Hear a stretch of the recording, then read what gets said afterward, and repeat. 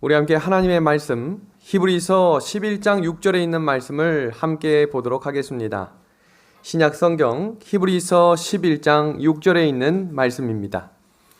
믿음이 없이는 하나님을 기쁘시게 하지 못하나니 하나님께 나아가는 자는 반드시 그가 계신 것과 또한 그가 자기를 찾는 자들에게 상 주시는 이심을 믿어야 할지니라. 아멘. 우리 믿음의 아내 가족 여러분 안녕하십니까? 하나님의 살아계심을 믿으십니까? 하나님이 오늘도 우리를 이끌어 주시고 책임지실 분임을 확신하십니까? 오늘 성경은 우리에게 믿음이 필요합니다 라고 이야기합니다. 그리고 구원에 대해서 우리가 정확하게 성경적으로 살필 수 있는 시간을 주신 하나님께 감사를 드립니다. 우리 성경 말씀 요한복음 3장 16절의 말씀, 우리 암송하는 말씀이시죠? 우리 아시는 분들은 암송하시고 우리 또 잘 기억이 안 나시는 분들은 함께 말씀을 읽으면서 같이 보겠습니다. 하나님이 시작. 하나님이 세상을 이처럼 사랑하사 독생자를 주셨으니 이는 그를 믿는 자마다 멸망하지 않고 영생을 얻게 하려 하심이니라. 아멘. 믿고 구원받는 문제는 단순합니다. 그런데 중요한 것은 이해가 필요합니다.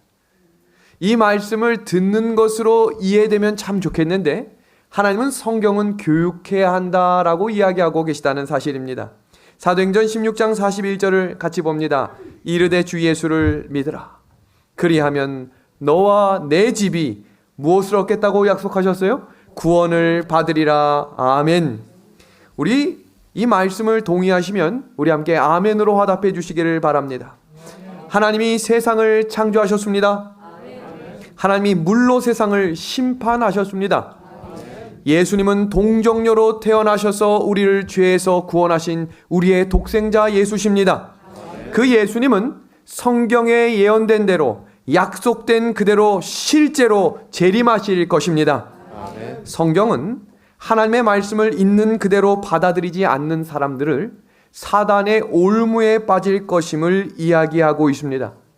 믿으면 구원받는다라고 하는 이 단어가 문자 그대로 굉장히 단순하지만 이 단어를 이해하기 위해서는 성령의 능력이 필요합니다.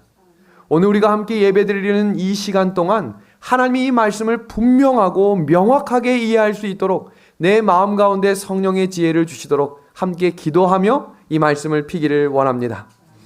지금 보시는 이 사진은 제가 성경 전체를 오늘은 그래프가 아닌 사진 8장으로 좀 정리를 해보도록 하겠습니다. 성경 전체의 구속의 계획, 구속의 경륜이 어떤 장면과 사건으로 이어지는지를 지금부터 함께 공부해 보겠습니다. 사람은 하나님이 창조하셨습니다. 영생하도록 창조하셨어요. 죽음이 없었어요. 그런데 동산에 2개의 나무가 있었다고 제가 소개했죠? 한 나무는 선악을 알게 하는 나무요, 한 나무는 생명을 얻게 하는 생명나무라고 하나님이 말씀하셨습니다. 그런데 불행하게도 사람이 이 선악과를 어떻게 했어요? 먹었습니다. 그 먹음으로 영생을 잃게 되었습니다. 그러나 하나님은 포기하지 않으시고 타락한 인간을 하나님의 공의와 법도를 손상시키지 않고 다시 살려낼 수 있는 방법을 창세기 3장 15절에 말씀하셨습니다. 그분이 누구십니까? 여자의 후손입니다. 여자의 후손. 예수님이 이 땅에 오시겠다. 그런데 여기서 중요한 것은 이것은 앞으로 일어날 미래의 일이었기 때문에 아담과 하와는 어떻게 됐죠? 추방당했습니다. 추방당한 아담과 하와를 하나님은 만날 수 있는 자리를 정해주셨고 그 만날 수 있는 자리에서 그들이 드렸던 것을 예배라고 표현한 것입니다. 그리고 그 예배를 드리는 제사의 자리를 통해 어린 양 대신 예표 대신 예수님을 드릴 수 있는 성경적 방법의 구원의 길을 열어주신 것입니다. 이게 중요해요. 그리고 성경의 약속대로 예수님이 이 땅에 오셨고 여자의 후손이 발꿈치를 상한다라고 하는 그 말씀, 인간이 당해야 할 죽음의 여자의 그 후손이 대신 당하심으로 이 인간을 구원하신다고 하는 십자가의 죽음을 하나님께서 성취하셨습니다. 그리고 약속대로 구원받기 위한 백성들을 위해 부활을 보여주셨고, 부활받은 백성들을 다시 데리러 오겠다고 하는 약속을 설명하시기 위해 승천하시며 약속하셨죠. 너희는 마음에 뭐 하지 말라고 하셨어요? 근심하지 말아라. 내가 다시 어떻게 하겠다고요? 다시 오겠다라고 하는 재림의 약속을 하셨습니다. 그리고 하나님께서는 약속된 그대로 다시 재림하실 것입니다. 그리고 재림의 약속 끝에 천년기가 지나면 이 땅의 새하늘과 새 땅을 다시 내려오심으로 이 땅을 재창조하시겠다라고 하는 이야기가 우리가 가지고 있는 성경 전체를 8장의 컷으로 만든 구속의 경륜입니다. 그럼 지금 우리가 이 사진의 위치 속에 우리가 지금 어느 지점에 와 있을까요? 어느 지점에? 바로 여기입니다. 근데 지금 십자가의 죽음에서 예수님의 재림 거의 가까이 왔다는 것입니다. 그럼 이 약속된 자리, 예수님을 믿으면 구원을 얻겠다고 하는 이 말씀, 제자들도 그 말씀을 듣고 궁금했어요. 예수님, 도대체 하나님의 일은 어떻게 하는 것입니까? 우리가 하나님의 일을 열심히 하고 싶습니다. 하나님, 우리 교회를 건축해 주셔서 감사합니다. 이 건축된 교회를 통해 우리가 어떤 일을 해야 하겠습니까? 라고 하는 제자들의 질문을 예수님이 이렇게 답변하셨습니다. 그들이 묻되 우리가 어떻게 하여야 하나님의 일을 하오리까? 그때 예수님이 이렇게 대답하셨어요. 예수께서 대답하여 이르시되 하나님께서 보내신 이를 믿는 것이 하나님의 일이니라 하시니. 이 말씀이 너무너무 중요한 말씀이에요. 이 말씀은 그냥 알아도 되고 몰라도 되는 일이 아니라 이 교회를 향한 하나님의 뜻과 꿈을 이루기 위해 도대체 하나님을 믿는 이 믿음이 무엇이냐는 것입니다. 성경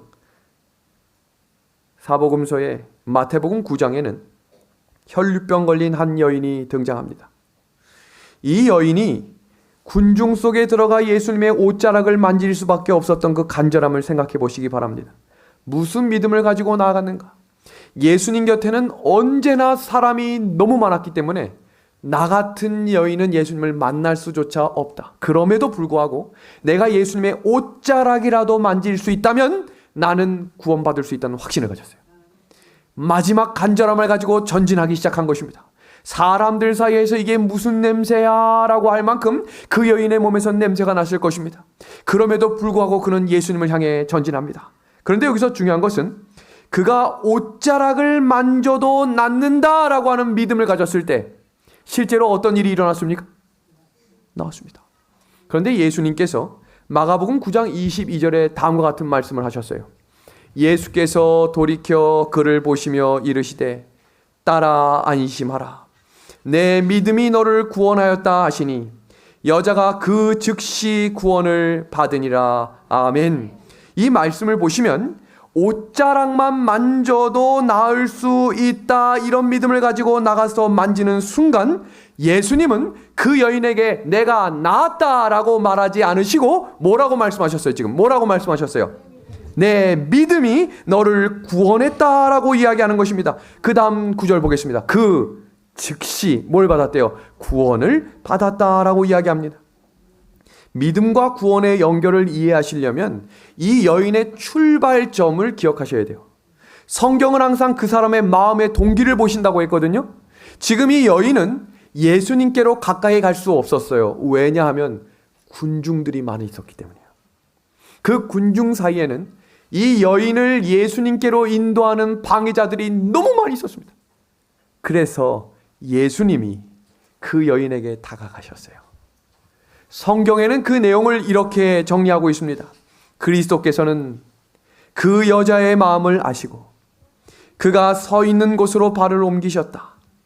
그분께서는 그 여자의 필요를 깨닫고 믿음을 뭐 할 수 있도록, 행사할 수 있도록, 이게 중요해요. 그 여인의 믿음이 준비된 것을 아셨기 때문에 그 여인을 향해 나아가신 것입니다. 우리가 예수님께 나아간다고 생각하시면 안 돼요. 우리 믿음이 준비되면 예수님이 우리를 찾아오실 것입니다. 우리 문 밖에 서서 두드리고 계시는 예수님을 오늘 이 안식일 맞이하시길 소망합니다. 에베소서 2장 8절의 말씀입니다. 너희는 그 은혜에 의하여 믿음으로 말미암아 구원을 받았으니 이것이 너희에게서 난 것이 아니요 하나님의 선물이다 그랬습니다. 하나님의 선물은 받으려고 애쓰는 게 아닙니다. 지난주 헌당 예배에 오신 분들이 수건을 선물로 받으셨는데 나도 그 선물 받고 싶어요 애쓴 분 있을 것 같아요? 선물이라는 건 뭐예요? 가만히 있어도 받을 수 있어요. 그러나 중요한 것은 그 받는 사람의 마음가짐입니다. 이것이 나에게 필요한 것이다 라고 하는 생각이 있어야, 그 선물을 받고 싶은 마음이 있어야 그 선물을 하나님이 주실 수 있다는 것입니다. 성경에서 믿음에 대한 이해를 하시기 위해서는 히브리서 11장을 이해하셔야 합니다. 히브리서 11장 1절의 말씀 우리 함께 읽어보겠습니다. 믿음은 시작. 믿음은 바라는 것들의 실상이요 보이지 않는 것들의 뭐라고 이야기하고 있어요? 증거디라고 이야기하고 있습니다. 쉬운 현대인 성경에서는 믿음은 우리가 바라는 것들에 대한 실물이며 보이지 않는 것들에 대한 증거입니다 라고 이야기합니다. 실상이라는 이 단어의 뜻은 헬라어 히포스타시스라고 하는 단어인데, 사람으로 하여금 재산에 대한 자신의 소유권을 입증하게 한 법적 문서들입니다. 제 한 선배가 땅을 가지고 있다고 자랑을 했어요. 그런데 그 땅이 어디 멀리 있는 땅인데 얼마나 좋고 얼마나 몇 평이고 이렇게 이야기하는데 제가 다 이해할 수 있어요, 없어요? 몰라요. 그게 어디 지점에 무슨 땅인지. 그런데 저한테 뭘 보여주냐면 땅 문서를 쫙 보여주는 것입니다. 그 땅의 문서에 몇 평, 편방 몇 미터, 거기 지적재산권 이렇게 쫙 내용이 나와 있습니다. 그걸 뭐라고 하냐면 실상이란 얘기는 부동산 권리 증서라는 것입니다. 눈에 보이는 땅이 눈에 보이지 않아도 이 증서를 갖고 있으면 뭐 해주는 겁니까? 보증해 주는 것이지요. 하나님께서 성경을 통해 말씀하신다라고 하는 이야기는 하나님이 성경에 뭐라고 말씀하고 계세요? 하늘이 있다 믿으시겠습니까? 성경에 또 뭐라고 말씀하시냐면 예수님은 반드시 재림하실 것이다 믿으시겠습니까? 이것은, 말씀을 믿는다는 것은 실제를 마치 보는 것처럼 믿는다는 거예요. 성경에 믿음을 가진 사람들이 갈 바를 알지 못했지만 나아갈 수 있었던 이유, 아들을 바치라고 했지만 그 말씀을 고민하지 않고 드릴 수 있었던 이유, 모세가 그 가진 모든 것을 버려두고 예수님을 따라가겠다고 고백할 수 있었던 이유는 믿는다라고 하는 것, 보는 것처럼 믿은 거예요. 그것을 이미 보았다는 것입니다. 하나님이 그걸 책임지시겠다는 것을 믿은 것입니다. 성경 창세기 1장에는 말씀으로라고 하는 단어가 아마르라고 하는 단어로 되어 있는데 총 11번이 나옵니다. 하나님께서는 이 세상을 말씀으로 지으시고 말씀으로 창조하셨으며 말씀으로 책임져 주시겠다고 어디에 기록되어 있다고요? 어디에? 부동산 권리 증서처럼 하나님의 모든 말씀들이 어디에 기록되어 있다는 거예요? 성경에 기록되어 있다라고 뭐 해주신 거예요? 약속해 주셨다는 것입니다. 자, 여기 아주 탐스럽고 맛있는 과일들이 있습니다. 오늘 예배가 마친 이후에 우리 오렌지를 하나씩 드릴 것입니다. 그 오렌지 맛을 어떻게 하면 알 수 있어요? 먹어봐야 알죠. 오렌지가 1부터 10까지 다 맛있는 오렌지 드셔보셨습니까? 먹어보다 보니 진짜 맛있는 오렌지가 있는 것입니다. 그런데 여기 사과가 있습니다. 복숭아가 있습니다. 그 시작이 C라는 사실 믿으시죠? 그 C를 보면서 사과를 볼 수 있고 복숭아를 볼 수 있다. 성경은 우리에게 이렇게 권면합니다. 그런즉 너희는 먼저 그의 나라와 그의 의를 구하라. 그리하면 이 모든 것을 너희에게 더하시리라. 아멘. 예수님을 믿는다는 것은 예수님이 말씀하신 모든 것을 신뢰하겠다는 것입니다. 믿고 싶은 말씀은 믿고 내가 할 수 없는 것을 버리는 것이 아닙니다. 예수님께서 두려워하지 말라. 아멘. 내가 너와 함께 하겠다. 아멘. 그러다가 용서해라. 아멘은 안 하는 것입니다. 하나님이 너를 채워주신다. 아멘. 하나님이 너를 구원해 주신다. 아멘 하다가 이것은 하면 안 된다. 아멘 안 하는 것입니다. 하나님의 모든 말씀이 살아 움직이며 하나님이 아마르라고 하신 말씀으로 지으신 이 성경에 나온 1부터 10까지를 다 순종할 수 있도록 우리 함께 하나님께 기도합시다. 할 수 없는 것을 순종할 수 있게 나아가는 것을 믿음이라고 하는 것입니다. 히브리서 11장 8절의 말씀을 봅니다. 믿음으로 아브라함은 갈 바를 알지 못하고 나아갔습니다. 우리는 지금 갈 바를 알지 못하고 나아가는 백성들이 아닙니다. 왜냐하면 성경을 주셨기 때문이에요. 아브라함이 갈 바를 알지 못하고 나아갈 수밖에 없었던 이유는 그 당시에는 성경이 없었어요. 성경 히브리서 11장에 나오는 모든 믿음의 사람들이 힘들었던 이유가 뭔지 아세요? 에녹도 힘들었고 욥도 힘들었어요. 그 이유는 그들은 성경에 기록된 내용을 몰랐지만 순종한 거예요. 그래서 믿음의 사람들입니다. 그러나 우리에게는 이제 성경이 있는 거예요. 성경에 기록되어 있는 말씀이 우리에게 생명이 될 것입니다. 이 성경이 우리에게 갈 바와 할 일을 알려주실 것을 신뢰합시다. 여기 내용 이어지는 내용 보겠습니다. 미리 볼 수 있는 것이 믿음이에요. 그래서 행동하는 것입니다. 성경에서는 그 내용을 예언이라고 하고 있어요. 미리 갈 길을 보여주시는 것입니다. 믿음은 반드시 행동이 따르게 되어 있습니다. 히브리서 15장 6절입니다. 아브라함이 여호와를 믿으니 여호와께서 이를 그의 의로 여기셨다라고 되어 있습니다.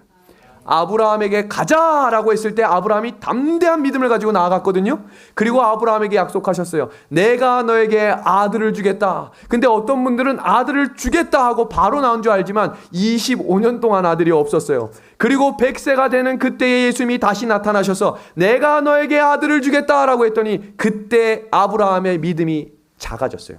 이걸 주의하셔야 돼요. 믿음이 항상 한결같지 않아요. 아브라함도 믿음이 작아졌다고요. 우리 춘천은하수교회가 믿음이 지금 막 커져 있는 것 같아서 자만해지기 시작하잖아요. 다 넘어집니다. 아브라함도 넘어졌어요. 100세 때 하나님께 뭐라고 얘기한 줄 아세요? 그때 아멘 안 했어요. 뭐라고 이야기했냐면 하나님 지금은 좀 아닌 것 같습니다. 제가 지금 나이가 100살이거든요. 제가 하나님 정말 사랑하긴 하는데 아무래도 안 될 것 같으니까 제 노종을 제 후계자로 삼겠습니다. 그때 하나님이 다시 말씀하셨어요. 아니야.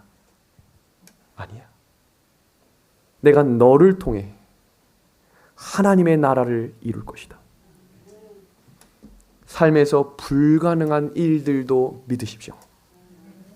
나의 삶의 건강 회복, 나의 삶의 마음의 회복, 나의 삶의 관계 회복 불가능해 보입니다. 그러나 하나님이 말씀하십니다. 할 수 있다. 내가 함께 할 것이다. 하나님이 너와 함께 할 것이다. 노력으로 되는 것이 아니라 하나님의 약속을 믿는 것입니다. 우리는 약속의 백성입니다. 하나님이 이루실 분임을 신뢰합시다. 아브라함이 재수한 거예요. 계속해서 한결같은 믿음을 갖지 못했을 때 하나님이 그에게 말씀하십니다. 너 아들 제물로 드려라. 얼마나 황당하고 당황스럽습니까? 성경 어디에도 하나님이 아브라함에게 말씀하신 이후에 아브라함이 대꾸하는 구절이 없어요. 자, 보겠습니다. 분명히 이 아이를 통해서 온 하늘과 온 바다의 모래알보다 더 많은 민족을 주시겠다 했는데 지금 뭐라고 말씀하셔요? 제사, 제물로 드리라는 것입니다. 하나님이 분명히 이렇게 원하시지 않을 텐데 제가 한 가지 중요한 말씀하겠습니다. 속에 있는 말을 자꾸 입 밖으로 내지 마십시오. 사단이 듣습니다. 하나님께서 우리 마음을 아세요. 정말 힘든 거거든요. 이걸 좀 얘기해야 풀리는데 근데 그 말을 하는 순간 사단이 듣는 거예요. 그리고 그것이 또 하나의 우리를 넘어뜨리는 미혹이 될 것입니다. 아브라함이 아내에게도 말하지 않았어요. 왜냐하면 그것을 말하는 순간 문제가 생길 것을 알았기 때문에 새벽 일찍 일어나 아들과 함께 산으로 올라갑니다. 아브라함은 시험을 받을 때에 믿음으로 이삭을 드렸으니 그는 약속들을 받은 자로 돼 그 외아들을 드렸느니라. 종들에게 말합니다. 내가 올라간 이후에 우리가 다시 돌아오겠다. 아브라함의 믿음은 죽어도 살리신다고 하는 하나님의 약속을 믿었습니다. 그때가 지금이 아닐지라도 하나님이 이루실 그 약속을 내가 앞으로 이루지 않고 하나님이 이루실 것을 믿는 믿음을 가졌을 때 하나님이 그를 축복하셨습니다. 그 믿음이 바로 히브리서 11장 6절입니다. 믿음이 없이는 하나님을 기쁘시게 하지 못하나니 하나님께 나아가는 자는 반드시 그가 계신 것을 믿는 것입니다. 그가 누구세요? 하나님, 유일하신 하나님이요 스스로 계신 야훼 여호와 하나님이 살아계심을 신뢰합시다. 두 번째, 그가 자기를 찾는 자들에게 상 주시는 하나님은 우리에게 재물을 주시고 하나님은 우리에게 건강을 주신다라고 하는 복이 아니에요. 이 복은 영원한 생명입니다. 믿음도 선물입니다. 내가 가질 수 있는 게 아니에요. 믿음은 인생을 의미 있게 살기 위해 진리를 찾는 자들에게 허락하시는 값없이 주시는 선물입니다. 고린도전서 12장 3절 말씀입니다. 그러므로 내가 너희에게 알리노니 하나님의 영으로 말하는 자는 누구든지 예수를 저주할 자라 하지 아니하고 또 성령으로 아니하느냐 곳은 누구든지 예수를 주시라 할 수 없느니라. 현대인 성경입니다. 성령의 도움 없이는 아무도 예수님을 주님이라고 말할 수 없습니다. 그럼 믿음은 어떻게 생기는가? 우리 믿음 자라나고 싶으시죠? 믿음 간직하고 싶으시죠? 아멘 한 분들에게 영감의 믿음을 더하시기를 축복합니다. 믿음은 어떻게 생기는가 한번 보겠습니다. 로마서 1장 17절입니다. 복음에서 하나님의 의가 나타나서 믿음으로 믿음에 이르게 하나니 기록된 바 오직 의인은 믿음으로 말미암아 살리라 라고 이야기하고 있습니다. 우리의 모든 신앙생활의 출발부터 중간과정 마지막 모든 우리의 구원은 모두 무엇으로 된다고 말씀하고 계세요? 믿음입니다. 그러면 이 믿음은 어디서 나오는가? 다 같이 한번 읽어보겠습니다. 그러므로 시작. 그러므로 믿음은 들음에서 나며 들음은 그리스도의 말씀으로 말미암느니라. 아멘. 숫자가 적어도 아멘 소리가 전국에서 가장 크고 숫자가 적어도 말씀의 은혜는 이곳에 가장 넘칠 수 있도록 우리 하나님을 예배합시다. 여기 이 장면 보겠습니다. 믿음은 들음에서 나는데 그 들음은 뭐라고 소개하고 계세요? 하나님의 말씀입니다. 바쁜 시대를 살아갑니다. 그럼에도 불구하고 이동하시는 차에서 설거지 하실 때에도 잠들기 전에도 말씀을 듣는 주님의 백성들이 됩시다. 시시때때로입니다. 시시때때로. 디모데후서 3장 15절입니다. 또 어려서부터 성경을 알았나니 성경은 능히 너로 하여금 그리스도 예수 안에 있는 믿음으로 말미암아 구원에 이르는 지혜가 있게 하느니라. 아멘. 무엇이 그렇게 한다고요? 무엇이 그렇게 한다고요? 대답할 때까지 무엇이 그렇게 한다고요? 성경입니다. 성경. 성경은 말씀을 통해 역사하시는 거예요. 아까 믿음은 성령이 인도하신다고 했죠? 근데 그 성령은 무엇을 통해 역사? 말씀입니다. 초대교회 성령의 충만을 경험한 하나님의 사도들이 나가 외쳤습니다. 주 예수를 믿으라. 그리하면 너와 내 집이 구원을 얻을 것이다.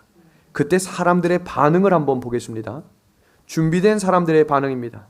그들이 이 말을 듣고 마음에 찔려 베드로와 다른 사도들에게 물어 이르되 형제들아 우리가 어찌할꼬. 준비된 백성들은 말씀을 듣고 아멘하며 우리가 어떻게 해야 할지를 알려주소서 하고 기도하는 백성들입니다. 이어지는 구절입니다. 베드로가 이르되 너희가 회개하여 각각 예수 그리스도의 이름으로 무엇을 받으라고 되어 있어요? 침례를 받고 죄 사함을 받으라. 그리하면 뭐라고 되어 있습니까? 성령의 선물을 받으리라. 아멘. 시작이 뭐라는 거예요? 침례입니다. 지금 걔가 계속해서 설명하고 있는 단계들을 이해하셔야 합니다. 지금 구원의 시작은 믿음이요, 믿음의 출발은 성령이며 성령의 출발은 뭐로부터 시작된다? 말씀입니다. 그 말씀을 받아들임으로 우리의 삶에 시작되는 처음이 뭐라는 거예요? 침례라는 것입니다. 빌립이 열심히 전도하고 있는데 갑자기 성령이 어디로 가라고 했냐면 광야로 가라고 하셨어요. 교회에서 열심히 활동하는데 갑자기 어느 교회로 가라는 것입니다. 근데 가봤더니 광야예요. 누가 보내신 거예요? 성령입니다. 빌립은 알지 못했지만 말씀의 순종함으로 나아갔어요. 그랬더니 거기에 누가 기다리고 있어요? 에디오피아 내시 내무부 장관 한 사람이 마차를 타고 가고 있는 거예요. 근데 그 주변에 딱 가보니 그 사람이 뭔가 갸우뚱하는 모습을 보고 마침 그 내용을 살펴보니 뭘 보고 있었어요? 이사야서를 읽고 있었습니다. 우리 교회에서 이사야 공부하면 이용규 장로님 딱 나가서 가르치면 딱 장관님 좋은데 그 빌립이 이 말씀 이해하십니까? 라고 물으니 그 내시가 뭐라고 대답해요? 아니 내가 성경을 읽긴 읽는데 이해가 안 됩니다. 지금 누가 누구를 만나게 하신 거예요? 성령이 하나님의 사람을 통해 말씀하신 것입니다. 증거했습니다. 예수님이 이 땅에 오신 이유, 예수님이 살아계신 이유, 예수님이 다시 부활하실 분임을 확신하며 설교합니다. 그때 그 사람이 대답합니다. 하나님을 내 개인의 구주로 영접하고 싶습니다. 나에게 침례를 주시겠습니까? 그 장면 사도행전 8장 35절 36절입니다. 침례를 받음에 무슨 거리낌이 있느냐라고 물습니다. 그 다음 구절 보겠습니다. 이에 명하여 수레를 멈추고 빌립과 내시가 둘 다 물에 내려가 빌립이 침례를 베풀고 둘이 물에서 올라오실세. 세례를 준다면 둘이 물속에 들어갈 이유도 없는 거예요. 예수님 당시 이후에도 둘은 물에 들어가 예수님이 보여주신 모본을 따라 침례를 받았습니다. 그 침례를 통해 하나님께서 역사하시는 은혜를 경험하게 된 것입니다. 우리 베드로전서 3장 21절 말씀이죠. 물은 예수 그리스도의 부활하심으로 말미암아 이제 너희를 구원하는 뭐라고 되어 있어요? 표니 곧 침례라. 육체의 더러운 것을 제하여 버림이 아니요 오직 선한 양심이 하나님을 향하여 찾아가는 것임이니라. 아멘입니다. 지금 이 침례의 예식은 단순히 물에만 들어가는 상징을 의미하는 것이 아닙니다. 성경 로마서 6장 3절에서 5절은 침례는 예수님이 십자가에 달려 죽으심을 의미한다고 말씀하셨고, 침례는 장사가 되는 것입니다. 죽는 것입니다. 다시 일어날 때 새 생명을 얻는 것입니다. 그리고 예수님이 부활하신 참된 부활을 경험하는 그 자리, 침례를 허락하신 하나님께 감사를 드립니다. 그것은 우리에게 무엇을 의미하는가 보겠습니다. 사람을 창조하신 이후에 사람의 마음 가운데 죄가 들어오므로 하나님과 사람 사이에 간격이 벌어집니다. 그런데 이 간격이 벌어진 것을 다시 해결할 수 있는 유일한 방법은 믿음이라고 표현하고 있는데, 그 믿음을 가진 사람들이 고백하는 장면이 바로 이 장면입니다. 나는 여전히 죄인이지만 창조주 하나님이 나의 주인 되심을 인정합니다. 두 번째입니다. 예수 그리스도가 나의 구주이며 예수님이 없이는 내가 하늘에 갈 수 없음을 인정합니다. 이렇게 되면 다시 생명의 근원 되신 예수님과 연결되는 것입니다. 성경에 강도의 구원을 부러워하시는 분들이 너무 많습니다. 제가 전에 있던 교회에서 성경을 공부하다가, 목사님, 저 아직 해결되지 않는 몇 가지 문제들이 있는데 예수님 오시기 조금 전에만 알려주십시오. 제가 그럼 그 문제 딱 해결하고 예수님 오시기 바로 직전에 침례받겠습니다. 그렇게 이야기를 했어요. 제가 그때 해드린 이야기를 지금부터 좀 소개하겠습니다. 예수님이 십자가에 달려가실 때 양편의 강도들이 있었습니다. 그 첫 번째 강도는 죽어가면서도, 우리는 이렇게 생각하셔야 돼요. 죽기 전엔 회개할 수 있겠지. 아니에요. 어떤 장로님, 집사님이 돌아가시기 직전에 할아버지, 할머니를 저에게 소개해드려요. 그리고 얘기합니다. 아빠, 죽기 전에 한 번만 얘기해. 예수님 믿겠다고. 할까요, 안 할까요? 안 해요. 야, 지금 나 죽기 직전인데 지금 뭐 하는 거야? 나가! 이런 분도 계세요. 그리고 어떤 할머니는 목사님을 앞에 놓고 불교물을 외웁니다. 사람이 죽기 전에 하나님을 찾는 건 아니에요. 죽기 직전에도 인간의 본성은 그대로 남아있어요. 그래서 타이밍을 내가 잘 맞춰가지고 강도처럼 예수님 재림하시기 직전에 이때다 싶으면 목사님 지금입니다. 이게 아니라는 거거든요. 다음입니다. 내가 그리스도냐라고 하는 그 사람이 있는 반면 다른 한편의 강도의 이야기를 읽어보셔야 해요. 보겠습니다. 하나는 그 사람을 꾸짖어 이르되 내가 동일한 정죄를 받고서도 하나님을 두려워하지 아니하느냐. 우리는 우리가 행한 일에 상당한 보응을 받는 것이니 이에 당연하거니와 이 사람이 행한 것은 옳지 않은 것이 없느니라. 아멘. 이 말씀은 무슨 말이냐면, 강도는 본인이 강도 짓을 하면서도 예수님에 대해 관심을 갖고 있었다는 거예요. 나는 죄인인데 저분은 진짜 죄를 짓지 않는 분이시구나라는 것을 알고 있었고, 그 마음을 갖고 선한 양심을 가지고 살아가다가 어디서 만난 거예요? 죽기 바로 전에 두 분이 만난 것입니다. 그리고 이어지는 이야기, 이 두 사람의 대화, 예수님을 직접 만나게 된 그 강도와 예수님의 대화는 오늘 지금 우리 이 시간 구원에 대한 명확 정확한 개념을 이해할 수 있게 만듭니다. 보겠습니다. 이렇게 이야기합니다. 예수여, 당신의 나라에 임하실 때에 나를 기억하소서 하니. 이 성경을 번역한 성경의 핵심 박사들은 모두 영혼 불멸설에 대해 개념이 다른 사람들이에요. 무슨 말이냐면 성경 원어를 번역할 때 성경 원어에는 예수여 당신의 나라가 임하실 때에 라고 되어 있어요. 이 말은 무슨 말이냐면 예수님의 재림 때를 말하는 거거든요. 근데 이 단어가 에로 바뀌는 순간 뭐로 바뀌냐면 영혼이 분리됩니다. 예수여 당신의 나라에 임하실 때, 예수님 하늘에 갈 때 누구도 데려가 주세요? 나도 데려가 주세요. 근데 보세요, 예수님 당신의 나라가 임하실 때, 이 말은 뭐예요? 하나님의 나라가 임할 때에 내가 올라갑니다. 자, 보겠습니다. 영어 성경입니다. Remember me, Jesus, when you come as kingdom입니다. 이 단어를 잘 보십시오. 당신이 왕으로 오실 때에 나를 기억해 주십시오라는 말입니다.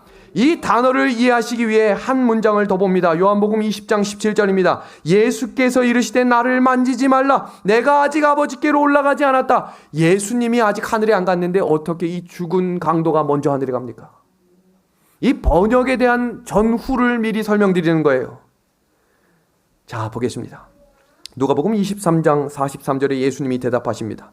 예수께서 이르시되 내가 진실로 오늘 내게 이르노니, 오늘 내게 이르노니, 오늘 내가 나와 함께 낙원에 있으리라. 그때입니다. 그날입니다. 예수님이 다시 오시는 그날, 너는 나와 함께 낙원에 있겠다. 그럼 자, 보겠습니다. 강도는 그 사건 이후에 혹시 만약에 죽지 않고 십자가에 내려와서 살았다면 또 강도짓을 했을까요? 안 했을까요? 두 번째 질문입니다. 그가 그리스도인으로 살았다면 더 이상 죄를 지었을까요? 안 지었을까요? 너무 감동적이고 십자가에 죽어야 되는데 안 죽어가지고 완전히 새 사람 됐을까요? 다음입니다. 만약에 또 이런 죄를 지었다면 그는 그 죄를 어떻게 처리했을까요? 용서받은 후에 계속 동일한 죄를 지었을까? 우리는 어쩌면 그 강도일 수 있다는 겁니다.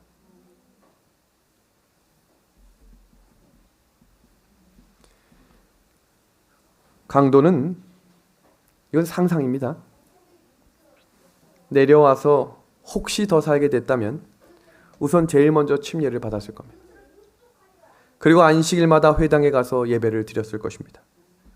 이전에 죄된 습관을 버리고 하나님의 말씀을 따라 바르게 살기 위해 끊임없이 노력했을 것입니다.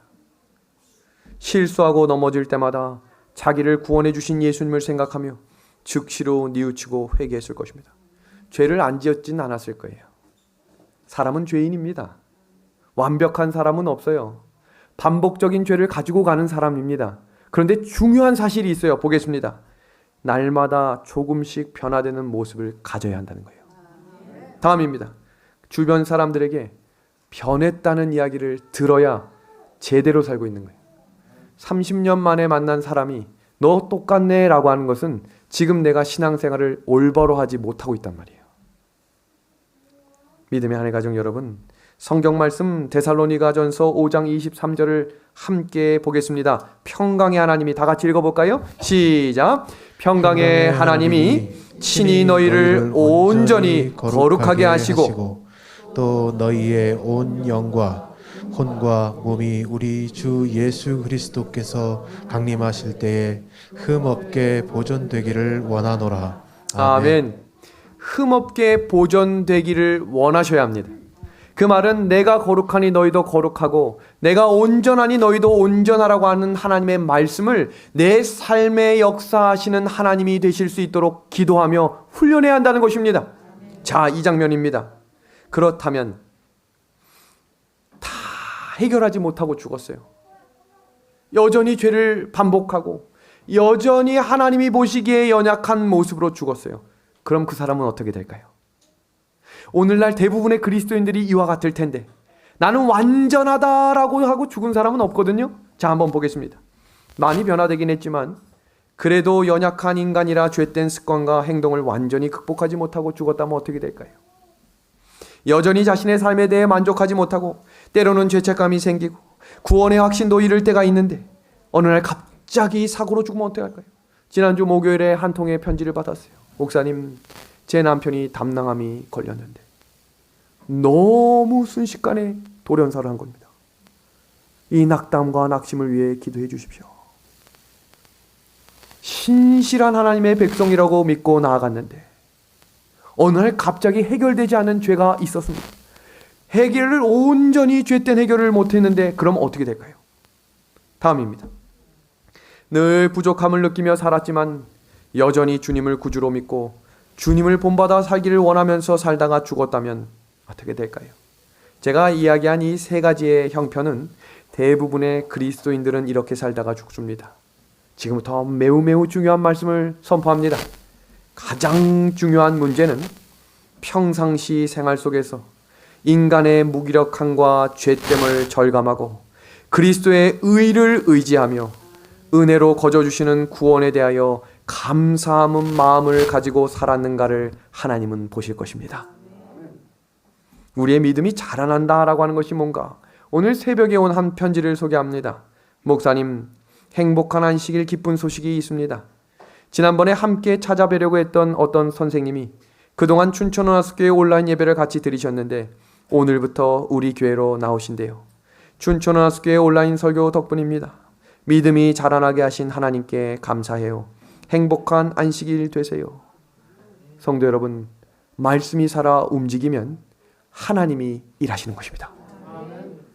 고린도전서 15장 51절입니다. 보라, 내가 너희에게 비밀을 말하노니 우리가 다 잠잘 것이 아니요 마지막 나팔에 순식간에 홀연히 다 변화되겠다. 이것이 예수님이 오실 때 온전히 변화되는 하나님의 약속된 성품입니다. 그러기 위해 우리가 오늘도 예수님을 닮아가기 위해 나아가고 넘어져도 일어나는 것입니다. 잠언 24장 16절 같이 봅니다. 대저의인은 7번 넘어질지라도 다시 어떻게 하는 거예요? 일어나는 것입니다. 이번 한 주간 나의 죄된 본성으로 넘어지셨습니까? 다시 일어나십시오. 나의 슬픔과 낙심과 용서하지 못하는 때문에 잠을 설쳐가고 힘든 적이 있으셨습니까? 하나님의 위로를 경험하십시오. 고린도전서 15장 51절입니다. 형제들아, 내가 그리스도 예수 우리 주 안에서 가진 바 너희에 대한 나의 자랑을 두고 단언하노니 나는 날마다 죽노라. 믿음의 아내 가족 여러분, 예수님의 십자가를 짊어지고 따라간다는 게 무엇인지를 좀 소개하겠습니다. 어떤 분들은 내 건강, 내 아픔, 내 관계, 자녀 문제, 경제 문제가 내 십자가가 무겁다라고 설명합니다. 그러나 성경 주석은 하나님께서 명령하신 자기 십자가를 지고 따라간다라고 하는 의미를 이해하기 위해서는 자아가 죽는다라고 하는 단어를 이해하셔야 돼요. 성경에 자아가 죽는다라는 말이 무슨 말인가? 제가 성경 주석을 찾아보았습니다. 성경 주석에는 자아가 죽는 것을 이렇게 정의 내리고 있습니다. 악을 대할 때 선으로 악을 대해야 자아가 죽는 것이며 자아가 죽는 자야지 십자가를 짊어지고 나아갈 수 있다.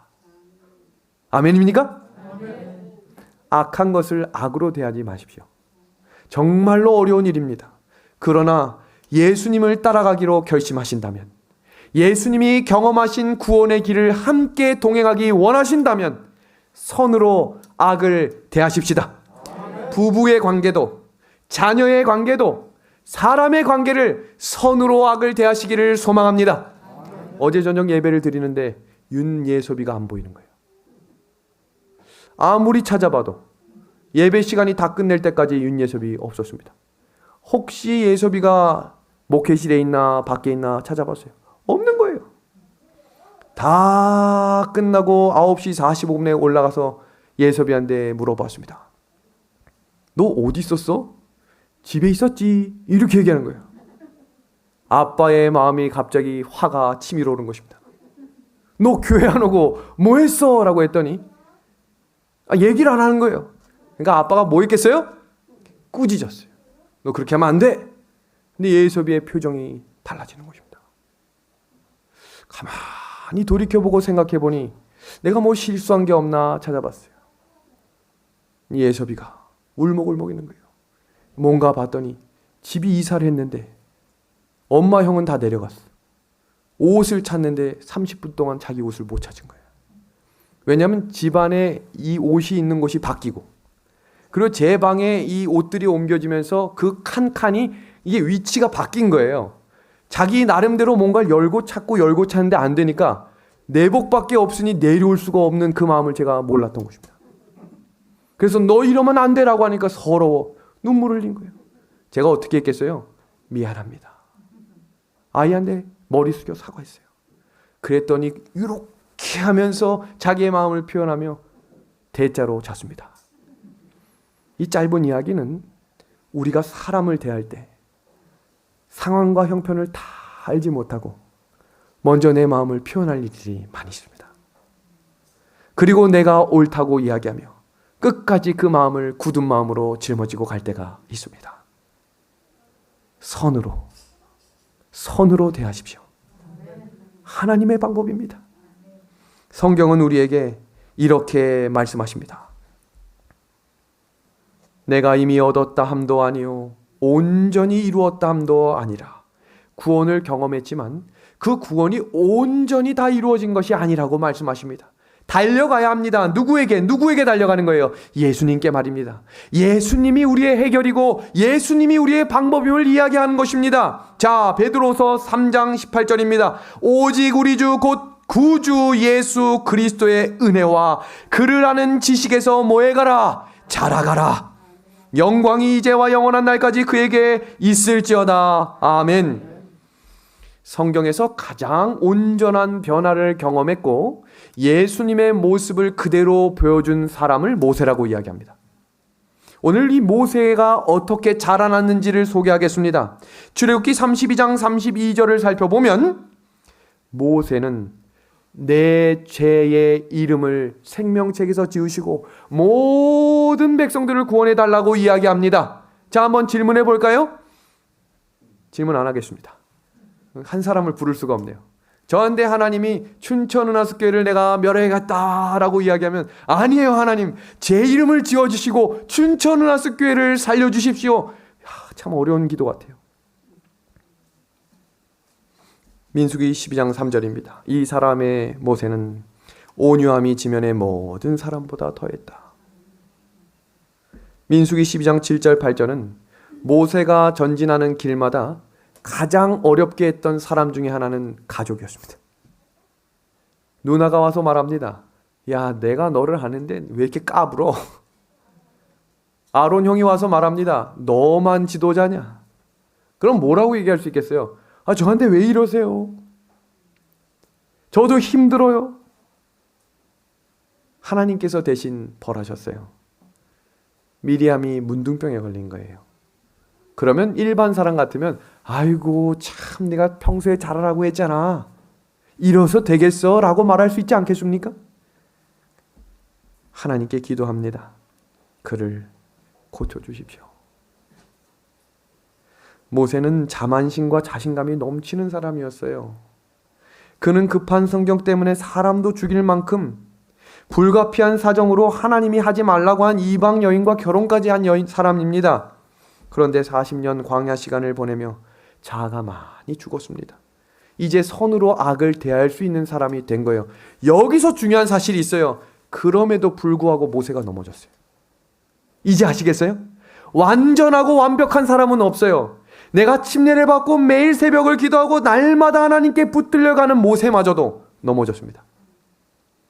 이스라엘의 지도자로 자격을 갖추고 이스라엘 백성들을 인내하는 40년 동안 무한한 인내심과 패역한 백성들을 이해했습니다. 그럼에도 불구하고 그가 실수합니다. 언제였습니까? 반석에서 물을 내라. 한두 번이 아니었는데 왜 그때 그렇게 화가 났을까요? 참다 폭발한 거예요. 성령이 마음에 거하는 사람도 인간적인 본성으로 폭발할 수 있다는 거예요. 그런데 주목할 만한 사실은 그 이유 때문에 모세가 살아서 하늘에 못 갔어요. 이왕 참으실 거 한번 더 참으십시다. 이 장면 함께 보겠습니다. 모세가 죽었습니다. 그런데 예수님이 제자들을 데리고 변화산에 데리고 올라갔었죠. 근데 거기서 누굴 만났죠? 모세를 만났거든요. 근데 제가 유다서를 읽다가 예수님과 마귀가 싸우는 장면이 나오는데 누구 때문에 싸우는 줄 아세요? 모세 때문에 싸워요. 예수님이 모세가 죽었지만 내가 얘 하늘에 데려간다라고 했더니 사단이 뭐라고 얘기하냐면 아니에요. 얘 죄인이에요. 얘 못 갑니다. 데려갈 수 없어요. 얘 주인은 접니다. 그때 하나님이 말씀하셨어요. 죄값을 내가 치렀다. 아멘. 내가 얘 주인이다. 너에게 소유권이 없다. 그 장면 보겠습니다. 유다서 1장 9절입니다. 천사장 미가엘이 모세의 시체에 관하여 마귀와 다투어 변론할 때에 감히 비방하는 판결을 내리지 못하고 다만 말하되 주께서 너를 꾸짖으시기를 원하노라 하였거늘. 아멘입니까? 아멘입니다. 하나님이 오늘 우리를 위해 싸우십니다. 내가 너의 주인이며 내가 너를 책임지며 내가 너와 함께한다. 성도 여러분, 이제 우리가 해야 할 일은 무엇인가?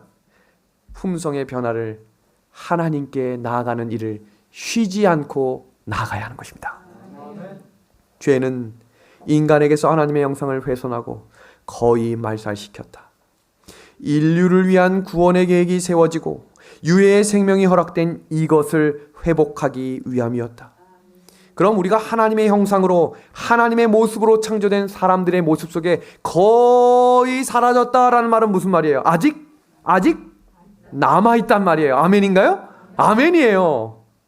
그래서 성경은 우리에게 구원과 품성의 변화의 관계를 통해 하나님을 믿음으로 이미 얻은 구원을 경험한 사람들은 우리 예수님 다시 오실 때 호련히 변화되는 모습인 이루어질 구원을 이루어가기 위해 오늘도 성화의 과정을 걸어가야 한다라고 말하고 있는 것입니다.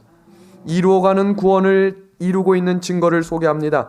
나를 구원하신 주님의 품성을 닮아가는 것이 나의 소원이 되셔야 합니다. 주님의 품성을 담기 위해 매일 기도하며 성령의 도움을 구하시기를 소망합니다. 주변 사람들로부터 하나님의 품성을 닮아가고 있다는 이야기를 들어보시기를 바랍니다.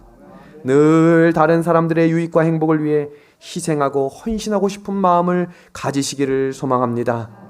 성도 여러분, 하나님은 우주를 통치하시며 한 점에 오류하실 수가 없으신 분이십니다. 하나님과 우리 중에 변해야 할 사람이 있다면 바로 누가 변해야 되는 거예요? 내가 변해야 되는 것입니다. 우리가 절대로 실수 없으신 하나님께 맞추는 것이 믿음이고 믿음의 기도입니다. 하나님이 나와 깊은 동행을 하고 싶어 하십니다. 그래서 거룩하라고 말씀하시고 온전하라고 말씀하시는 것입니다. 한 편의 편지를 소개합니다. 지난 헌당 예배를 드린 한 모습을 보고 우리 은하수 교회는 큰 교회 큰 사람들만 보는 게 아니라 우리처럼 작고 연약한 교회들이 우리의 모습을 보며 소망을 품고 있음을 기억하십시오. 그 편지를 좀 소개합니다. 목사님, 이곳 교회는 작은 예배소입니다. 안식일 아침에만 예배를 드리고 있고 9명의 성도들 뿐입니다. 다들 60대 후반입니다. 저만이 50대 초반이고 나이 어리다는 이유로 안식일 학교를 인도하고 있습니다. 전보다 교회 건물은 더 낙후되었고 성도님들은 영적으로나 삶에 있어서 더 힘들어진 모습을 보고 마음이 참 힘들었답니다.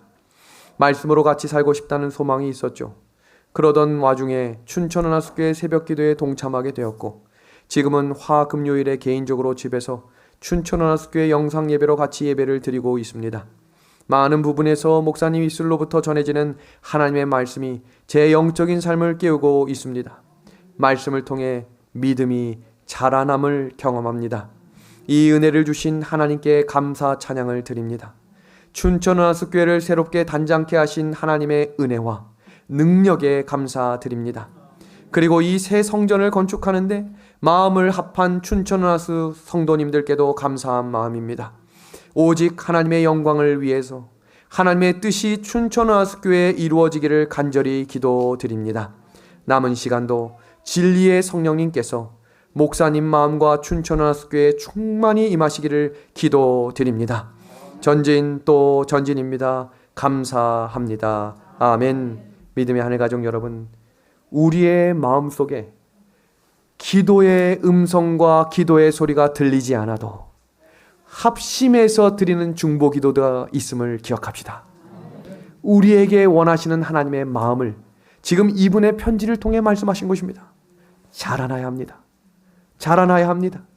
하나씩 하나씩 변해가는 모습이 보이지 않아도 어느 날 그 모습이 완성되어 있는 그날 그때에 예수님께서 착하고 충성된 종이라고 불리우는 백성들이 되기 위해서 우리 예수님 안에서 자라나기로 결심합시다.